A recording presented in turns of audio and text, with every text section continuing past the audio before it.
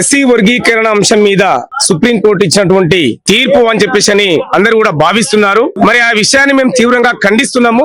Supreme court తీర్పు కాదు, అది సూచన అని చెప్పేసి ఈ సందర్భంగా నేను గుర్తు చేస్తా ఉన్నాను. మరి ఏదైతే సుప్రీంకోర్టు సూచన చేసిందో ఆ సూచన అనేది మన నరేంద్ర మోడీ గారు మరి చంద్రచూడ్ గారితోని కూర్చొని మరి ఆ తీర్పు ఇప్పడం జరిగిందని చెప్పేసి ఈ సందర్భంగా నేను గుర్తు చేస్తా ఉన్నా, వ్యతిరేకిస్తున్నా.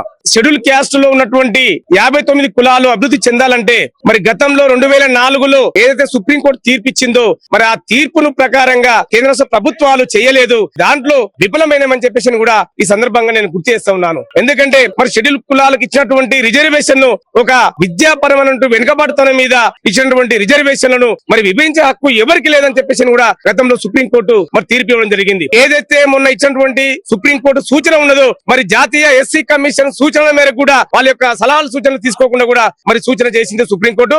మరి అది చట్టానికి విరుద్ధము, 341 ఆర్టికల్ కు విరుద్ధము, పార్లమెంట్ కు విరుద్ధంగా ఉన్నది కాబట్టి దాన్ని మేము తీవ్రంగా ఖండిస్తున్నాం. సుప్రీంకోర్టు ఇచ్చినటువంటి సూచనల మేరకు తెలంగాణ రాష్ట్ర ముఖ్యమంత్రి వర్యులు దాంట్లో ఏముంది అని చెప్పేసి తెలుసుకోకుండానే మరి మేము చేస్తాము, ఎస్సీ వర్గీకరణ ఉపవర్గీకరణ చేస్తామని చెప్పేసి మరి హామీ ఇవ్వడం అనేది దాన్ని మేము తీవ్రంగా ఖండిస్తున్నాం. మరి మేము ఆగస్టు 1వ తారీఖు నాడు లక్షలాది మందితో మాలల సింహగర్జనను మేము పెడితే ఆ మీటింగ్ కు మేము ఇన్వైట్ చేస్తే మరి ముఖ్యమంత్రి గారు రాలేదు. ఈ రోజు మాదిగల సభకు వెళ్లి మరి అక్కడ మేము ఎస్సీ వర్గీకరణ చేస్తామని చెప్పినటువంటి విషయాలను మేము తీవ్రంగా ఖండిస్తున్నాం. ఆ విషయాల మేరకు మరి ఈ రోజు ఏదైతే ముఖ్యమంత్రి గారు ఉన్నారో అది బీజేపీ ప్రభుత్వానికి అనుకూలంగా చేస్తున్నటువంటి సందర్భము, అదే విధంగా చంద్రబాబు నాయుడుకు అనుకూలంగా చేస్తున్నటువంటి విధానం, మరి వారి యొక్క అడుగుజాడలో నడుస్తున్నటువంటి మన ముఖ్యమంత్రి గారి యొక్క వైఖరిని మార్చుకోవాలి అని చెప్పేసి మేము డిమాండ్ చేస్తా ఉన్నాం. ఎందుకంటే ఏదైతే మరి ముఖ్యమంత్రి గారు వాళ్ళకి చేస్తామని హామీ ఇచ్చారో దాన్ని తీవ్రంగా ఖండిస్తూ ఈ నెల 19వ తారీఖు రోజు అసెంబ్లీ ముట్టడి కార్యక్రమము చేపట్టినము. మరి దానికి తెలంగాణ రాష్ట్రంలో ఉన్నటువంటి 33 జిల్లాల నుంచి అధిక సంఖ్యలో, వేల సంఖ్యలో, లక్షల సంఖ్యలో వచ్చి